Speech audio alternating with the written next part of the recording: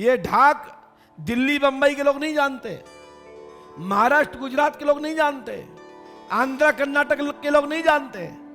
ये जो ढाक का महत्व है, लोक देवता जैसे राम और कृष्ण हैं, ये पुराणों शास्त्रों में इनका वर्णन है, ऐसी लोक देवताओं की भी मान्यता बुंदेलखंड और राजस्थान से प्रारंभ हुई है।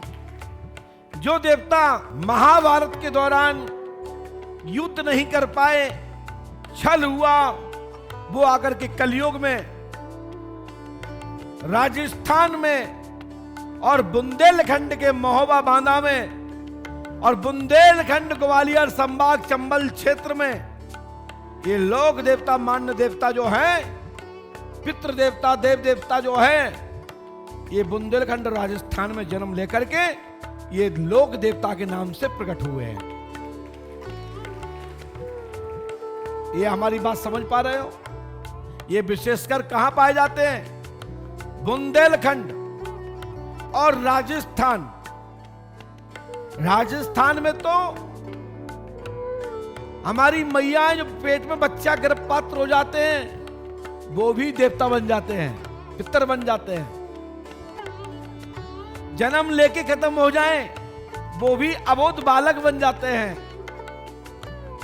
कहीं कहीं नहीं बनते हैं, लेकिन बुंदेलखंड में और राजस्थान में विशेषकर ये मान्यता है। जो राजस्थान के लोग होंगे वो सुन रहे होंगे मेरी बात को। और कोई हमारे राजस्थान में तो ऐसा ऐसा है कि धड़ उतर जाने के बाद बड़ा बड़ा युद्ध किया है।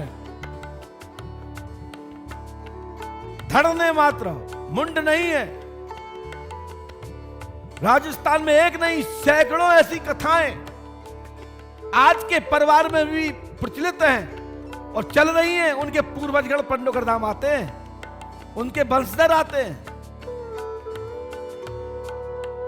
जिनके दादा परदादाओं ने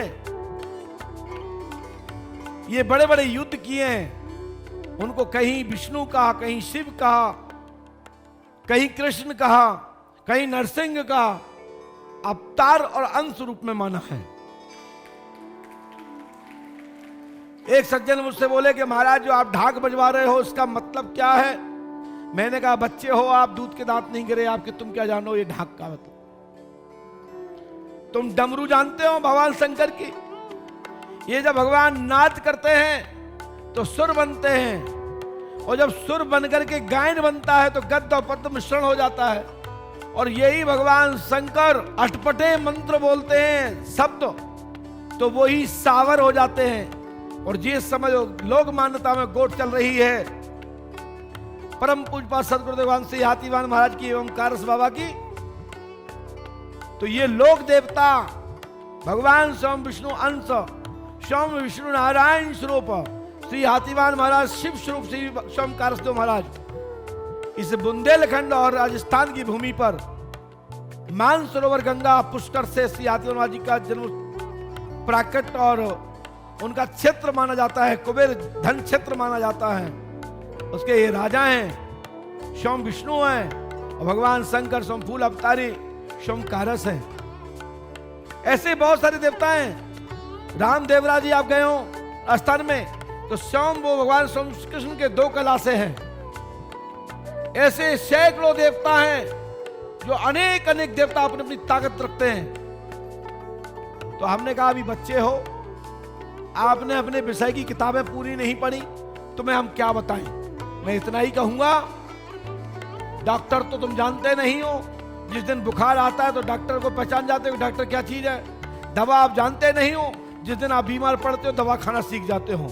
जिस दिन आप पे भूत हो प्रेत, और जब तुम्हारे ऊपर बुद्धि तुम्हारी खराब होगी, जब तुम कुमार्ग पर चलोगे, तो तुम्हारे लोक मान्यता तुम्हारे घर के पितृ देवता जब नाराज होंगे और तब प्रेत ग्रहों की तुम पे मार पड़ेगी, तब पता लग जाएगा कि लोक मान्यता ग्राम देवता क्या होते हैं। हर ग्राम में लोक देवता होते हैं, मान्य देवता होते हैं, भूपाल देवता होते हैं, हनुमान जी होते हैं, भगवान शंकर होते हैं, मां जगदम्बा दुर्गा होती है, काली होती है। ये हर नगर खेरे के ये चार खंबे हैं, हनुमान शंकर, हनुमान जी शंकर और मां दुर्गा, ये हर गांव के स्तंभ हैं, इन्हें पूजना ही पड़ता है।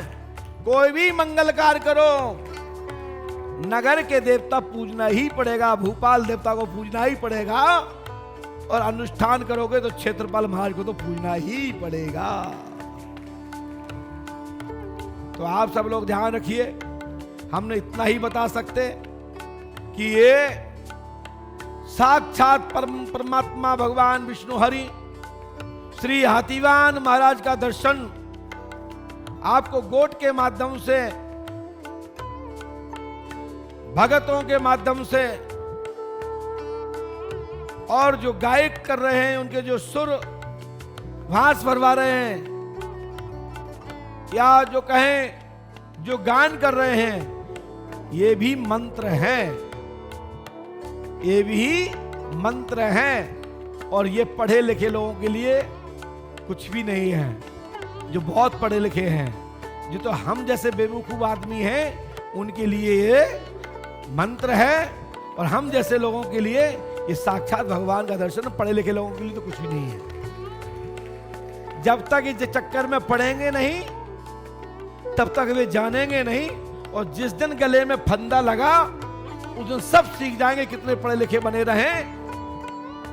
यही सत्य है और सब असत्य है, ध्यान रखें। तुम कितना ही पढ़ जाओ, जब तक फंसे नहीं तब तक कुछ भी नहीं। आप बहुत आनंद हो, मस्त हो, और जिस दिन गिरोह की चाल में फंस गए, जिस दिन आप भी, जैसे कोरोना आया ना, अच्छा पढ़ा व्यक्ति किसी दीवार पे अंगुली नहीं टच कर रहा था, कोरोना आ जाएगा। कोरोना किसी को दिख नहीं रहा था, कोरोना आ जाएगा। और कहीं भी निकला तो फटाक सैनिटाइज, कोरोना ना आ जाए।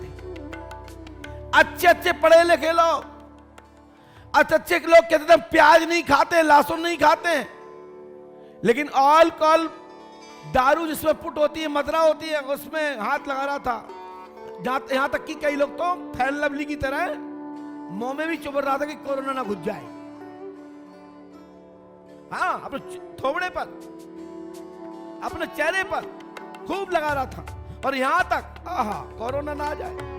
अच्छे पढ़े लिखे लोग, अच्छे डॉक्टर डिग्रीधारी मास्क लगाए थे, कवर में थे, कहीं कोरोना ना आ जाए। इसलिए भगवान की पूजा करो, नारायण की पूजा करो, धार्मिक बनो, तो भूतों से बचे रहोगे।